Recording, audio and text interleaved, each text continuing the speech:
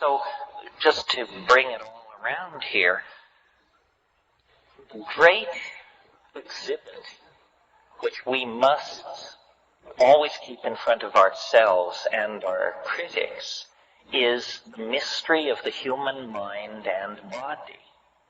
No one knows how it is that I can command my hand to make a fist, and that it will do that. I mean, that's mind over matter. That's the violation of every scientific principle in the books.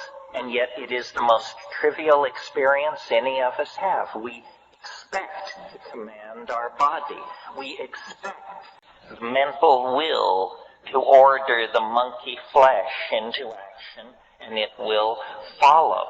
The body is the nexus of the mystery of life. And our culture takes us out of the body and sells our loyalty into political systems, into religions, into inanimate objects and machines, collections, so forth and so on.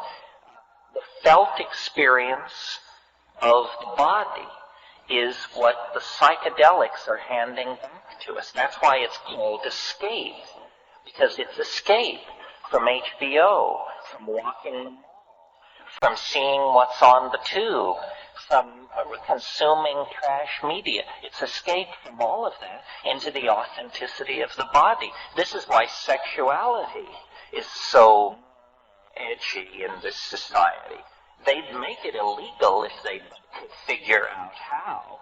It's the one drug they can't tear from our grip, and so they lay a guilt trip about it. But sexuality and psychedelics, by carrying us back to an authentic sense of the body, carry us back to the domain of authentic values. And more, the message that people are getting as they avail themselves of the psychedelic experience is that it is not a journey into the human unconscious or into the ghost bardos of our chaotic civilization. It's a journey into the presence of the Gaian mind, that the earth is a coherent whole. It is a thinking, feeling, intending being, that in terms of our value structures, it would be foolish to image as anything other than female. And when cultural values, created by male dominance and science and linearity and so forth and so on, when those values are dissolved, what is waiting there is this incredibly poignant experience of matrix, what James Joyce called the mama matrix most mysterious, nothing more than our bodies and the earth out of which our bodies came. History, as we have lived it in the West, has been a turning of our back on that. And now, history has failed. Western cultural institutions, having become global cultural institutions, now show themselves to be adequate to inspire, lead, or carry anyone into a future worth living in. At this moment, then, this reconnecting to the Gaian mind becomes a kind of moral imperative. So this whole drug issue is not an issue even about criminal syndicates or about untaxed billions or about the mental health of our youth or any of that malarkey. I mean, my God, the most destructive drugs known to the species are peddled on every street corner without restriction.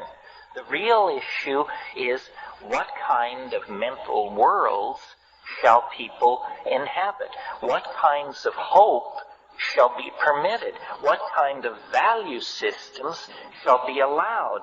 And the value systems that aggrandize the possession of things, the tearing up of the earth, competition, classism, racism, sexism, have led us to the brink of catastrophe. Now, I think we have to abandon Western cultural values and return to the deeper wisdom of the body in connection with the plants. That's the seamless web that leads us back into the heart of nature. And if we can do this, then this very narrow neck of cultural crisis can be navigated. Very little of the past can be saved. The architectonics, the machines, the systems of monetary exchange and propaganda, the silly religions, the asinine aesthetic canons, very little of that can be saved. But what can be saved is the sense of love and caring and mutuality that we all put into and take from the human enterprise. You know, there's a Grateful Dead song that says, you can't go back and you can't stand still. If the thunder don't get you, then the lightning will. And we now hold, through the possession of these psychedelics, catalysts for the human imagination of sufficient power that if we use them, we can deconstruct the lethal vehicle that is carrying us toward the brink of apocalypse.